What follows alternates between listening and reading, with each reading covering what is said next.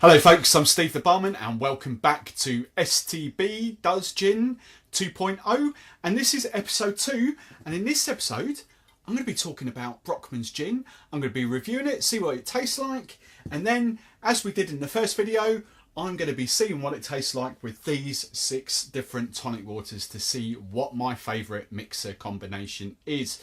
That's the premise of this playlist. That's what I'm doing. I'm taking loads of gins over the next few months. Going to try to be rolling out 2 videos a week. I was nearly said 3 then, but I'm going to do 2 videos a week. 3's a bit too much.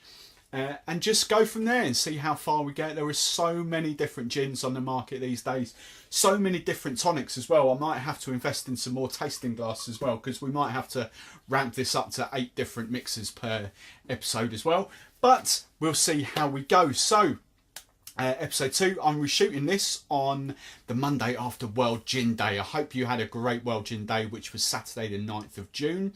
Bit gutted. I followed Junipalooza all weekend. If you don't know what Junipalooza is, it's put on by Gin Foundry every year. It started a few years ago. Lots of different distilleries under one roof. I think it was the Tobacco Docks this year down in London. And it was just brilliant. The social media feeds, Instagram and Facebook, so many different things down there, so many big distilleries down there. Just a great night. And my favourite bit of the day was I saw the owners of Warner Edwards first thing in the morning, doing a live feed. They actually took their still, what I mentioned in episode 1 of this, they actually took their small distill Satisfaction down to Junipalooza, and they were distilling live in front of people, and I thought that was brilliant. So absolutely gutted I couldn't make that this year, but it has gone in the diary for next year. I don't care. I'm not taking any events that Saturday. I'm just going to go because it's a brilliant day out. And it's just the one thing it goes to prove is that gin shows no sign of slowing down. It's just getting bigger and bigger and bigger each year, each week, each month, each week. There's more gins coming out. As I mentioned in a blog post I did the other day, one of my favourite brands, Poetic License, up in Sunderland there, they've started doing a rarities range, and the first one I really took note of was their espresso gin, which they sort of launched in maybe January, maybe February, but I think January of this year, 2018. But it sold out before it even went to market, and they've just done exactly the same thing. They've just literally launched a Tutti Frutti gin, lots of different fruits in there, proper gin. Lots of different fruits in there, kiwis and strawberries, I think, stuff like that. And again, it sold out before it even went to market. So that's how popular this stuff is getting. And it's just brilliant. So I'm going to keep doing these gin videos. I would love you to subscribe if you're on YouTube. Please hit the subscribe button. I would love you to like my page if you're watching this on Facebook as well, please. It helps me. I want to grow as big as I can on Facebook, and I want to get to at least 1,000 subscribers on YouTube. I've got well over 22,000 views now on my channel, but I really want to ramp that up in 2018. So hit subscribe on YouTube and hit like on Facebook, and you'll be doing me a massive favour. So let's crack on. So Brockmans Gin. What is Brockmans Gin? Well, Brockmans Gin, it was launched in 2010. 4 friends came together. They wanted to create, from what I hear, a gin like no other. They had this vision that they wanted to create a gin that you could actually sip neat over ice. Now, bearing in mind, in 2010, not many people drunk gin neat. They still don't really. You get a few martinis going around, but it's all about gin and tonic. So back in 2010, when they came up with the idea of this, it was really, they wanted to sort of set a new trend in gin, and I think they succeeded quite well. It's one of my favourite gins. It's certainly been in the Thirsty stable now for a good couple of years since I've been rolling out gin bars. I have it with me every single week, and it goes really well. Let me tell you the backstory behind Brockmans. Now, don't sue me, Brockmans, but I think I'm right in saying that this is outsourced. I think a company called G&J Distillers actually distill this on behalf of Brockmans. Now, that's not a bad thing at all. G&J are very good distillers. They've got some brands under their own right that they actually produce and say they produce. You've got O'Pear, you've got Bloom, you've got Greenall's Gin, maybe a couple of others, which Thomas Dakin is one of those that you may have seen in your supermarkets as well. Maybe a few others. But now, again, this is where two sides of my sort of bartending career kind of collide, because on one side I get really passionate about the craft that the distiller has and his skill set of distilling, he or she, he keeps saying he, but he or she, in creating their own gin. I really love that craft. But on the other hand, it's all customer service in me. Who cares how it's distilled? If it tastes good, if it makes a great drink, then what is the problem? So I've got two conflicting kind of things going around my head, but you know, this is a really good gin. And it's like what a lot of us do in business as well. You know, those of us that are running our own businesses, we kind of outsource stuff as well, don't we? We outsource our accounts, we outsource, you know, social media, we outsource anything, project management, logo design, all that kind of stuff. So is it actually any different from someone with an idea that wants to create something? Is that actually any different? Is it a bad thing? No, really. The honest answer for all of you guys watching this, the honest answer is no. The only thing it probably does mean is you can't get a distillery tour, because I don't think G&J open their doors. I might be wrong, but hey. But so that's really the only downside. No, they still put a lot of care and attention into this gin. They've got 11 botanicals in total that go into this. Now I've heard, I can't find this, but I've heard that they actually steep their botanicals in their grain neutral spirit for 24 hours ish, give or take.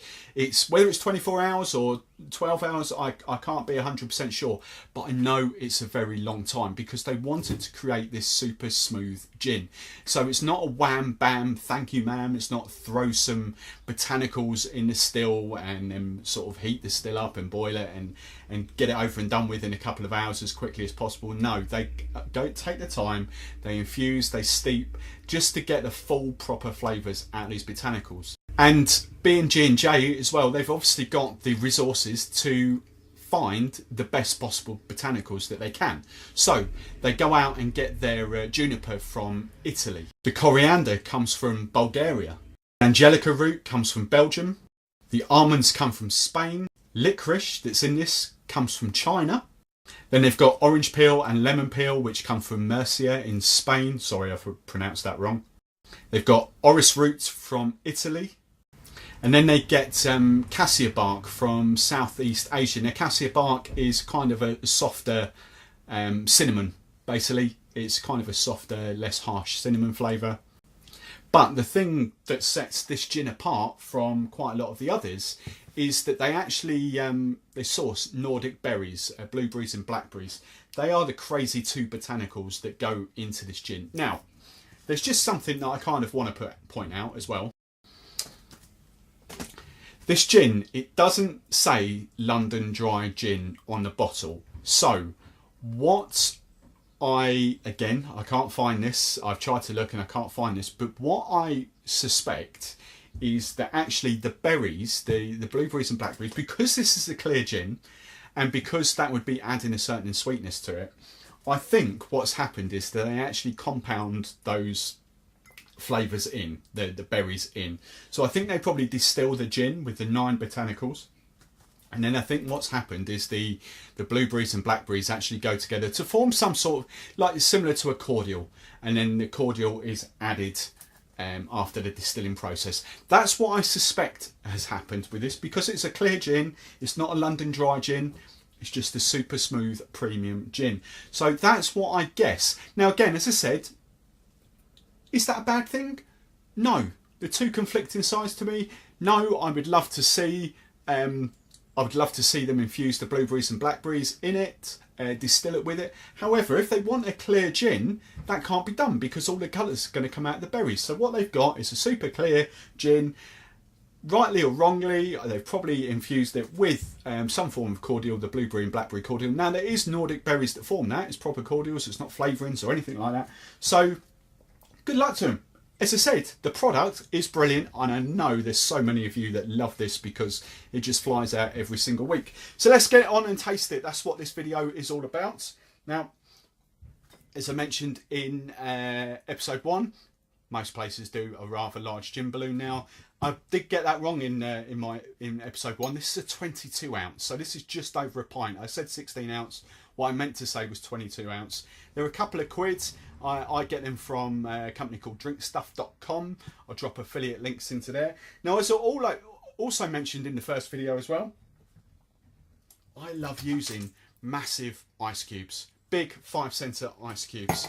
So what I've got in my freezer, I've got quite a few of these, I think about 20-ish.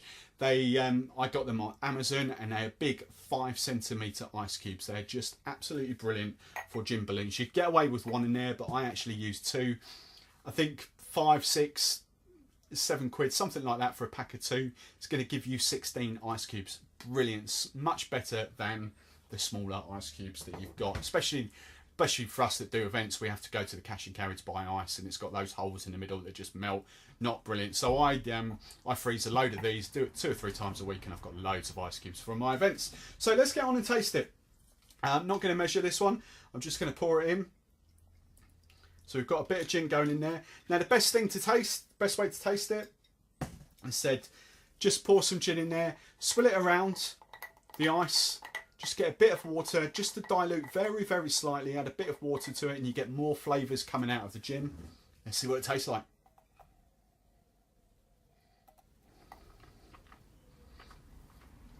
I tell you, right away on the nose, you get a big hit of juniper, but you do get those berries coming through.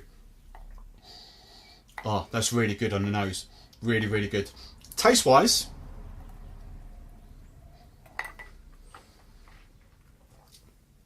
I get a massive hint of the berries, but it's not fruity at all gin. It's a real kind of, I get quite a bit of spice actually. I get the definitely the cassia coming through. Maybe a bit of almond as well. Definitely juniper, but maybe a bit of almond. Almost that kind of amaretto kind of. Almost. Not, you know, it's not amaretto. It's not even remotely close, but almost kind of getting that almond.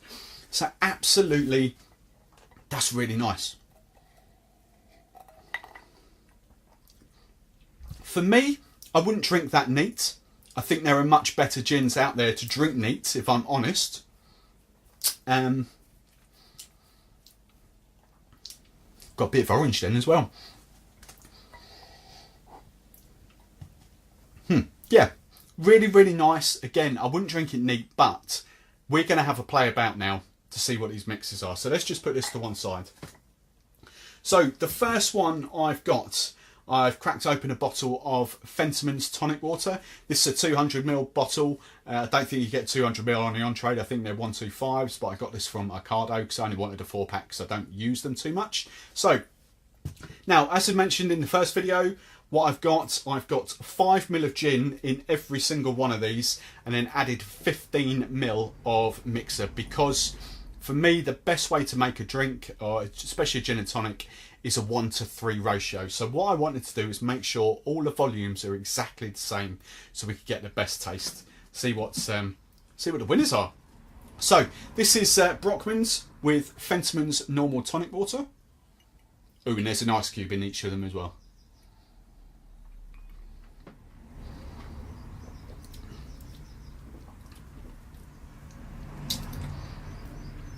For me, the Fentimans, because it's slightly different, it's got a little bit of citrus in it.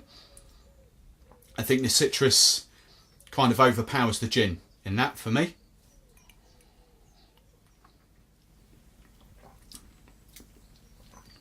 I don't get the berries through that at all. So let's move on to the second one. This is, as always say, Schweppes is probably one of my favourite tonic waters. I think this works really well.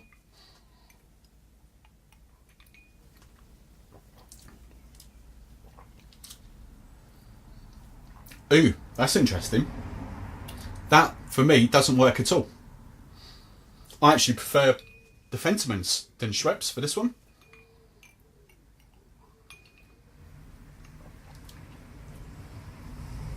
No, that really doesn't work, which surprises me, actually. So let's go to the third one. This is Fever Tree, normal Fever Tree tonic water.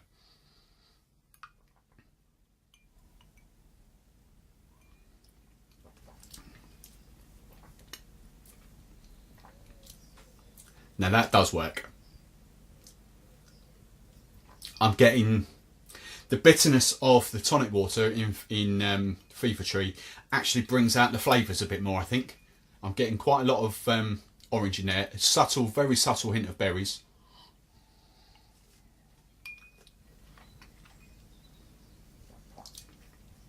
And I think actually what I can pick out, because I don't like it, as I mentioned in the first video, I'm not a huge fan of coriander. And I think what that does is that actually brings the coriander out. However, that works better than those two, definitely, 100%. However though, as a plain, this side is flavoured, plain tonics, I'm not a huge fan of Brockmans with any of those as a plain tonic. That would be my favourite out of the three, but I probably actually wouldn't recommend any of those for a serve. That's just me. So, let's move over to the fun side. This is where, because of the cocktail bartender in me, I love flavours, I love playing about with mixed drinks. This is where I kind of come into my own. My palate is a natural kind of fruity sweeter anyway. So, the first one up is Fever Tree Mediterranean Tonic. So let's see what this tastes like. Now, as I said in the first video, Fever Tree Mediterranean is lemon and I think it's thyme. I still haven't looked at that properly, but I think it's thyme.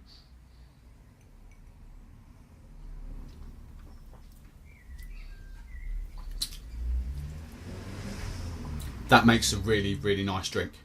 That's better than those three straight away. Now, which is really interesting because I didn't like Fever Tree Mediterranean with Warner Edwards rhubarb at all. I thought they clashed massively, but actually that complements. That really, really does complement. And it actually masks the taste of the sort of floral taste of the tonic, which is really bizarre. Very well balanced drink, that one. Okay, so that was Fever Tree Mediterranean, my favourite so far out of the four that we've done. This is Fever Tree Elderflower Tonic. So elderflower berries kind of should work. Let's see what it tastes like.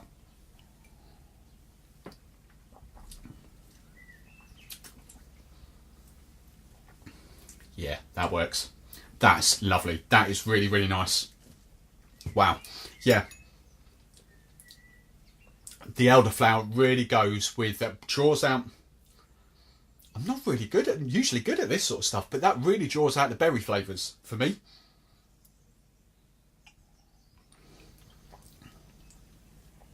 Yes, definitely. That's my favourite so far. Fever Tree Elderflower Tonic with Brockmans. Right, the final one, number 6.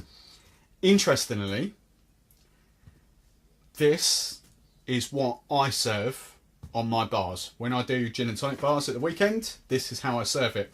This Brockmans Gin with double Dutch cranberry with a slight hint of ginger tonic water. It's I've never tasted it properly against this in this sort of situation. I've tasted it on an event. I did it for probably about a year ago now, maybe a year ago I'd say. A customer actually asked for it. I tried it with the straw and we just went from there because it was really nice. But I haven't tried it against this in this sort of situation. So, as I said, this is double Dutch, cranberry and ginger tonic water.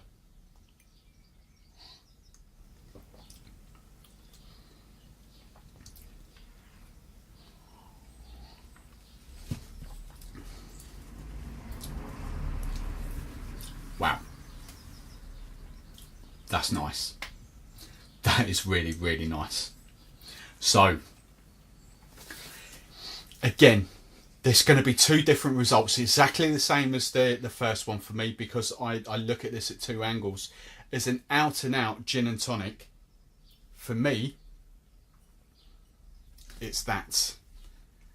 For an out and out gin and tonic, elderflower tonic water with Brockmans, that wins hands down. Easily best. The elderflower, as I said, draws out the flavours of the berries. However, as a mixed drink, for the untraditionalists of you out there, that is a really nice drink. Garnish this with blueberries, with blackberries even. Blackberries would get a bit of colour out, but blueberries, maybe even a bit of grapefruit actually. I think grapefruit would work quite well now. That makes a really nice long drink. Stick some berries in there. So, the winners, as just said, for me, this is my own personal taste. For an out-and-out gin and tonic, I would go Fever Tree Elderflower Tonic. For a long mixed drink that's kind of quirky, kind of different, definitely Double Dutch Cranberry and Ginger Tonic. If you want to know where to get this, Brockmans actually, I think Brockmans is definitely out in Waitrose, Ocado. I'll drop links online as well, affiliate links. Elderflower Tonic you should be able to get in most supermarkets these days. Double Dutch, as I said in the first video, it's all about Ocado for you guys. I get cases of this, but I know Ocado definitely do 4-packs. So Ocado, £2.50, £3. Easy to get a hold of now. So that's been Brockmans. I hope you've really enjoyed that. As I said at the top, I'd love you to subscribe if you're on YouTube, or like my page if you're on Facebook. Let me know what you think. Is this one of your favourite gins? If you've got this at home, how do you serve it? Because I'd be really interested to know if you've tried it plain tonic waters against something like the elderflower or the Mediterranean. Because even for me, the Mediterranean is better than those three there. So that's it. I'll see you in episode 3.